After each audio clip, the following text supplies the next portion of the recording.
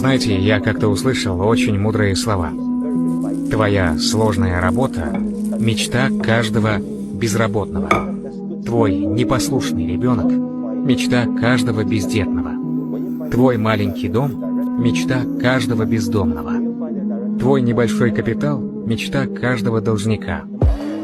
Твое неважное здоровье – мечта каждого больного неизлечимой болезнью. То, что Всевышний скрывает твои грехи от глаз людей – мечта каждого опозоренного своими грехами. Твое спокойствие в сердце, твой спокойный сон – мечта каждого, у кого в стране война.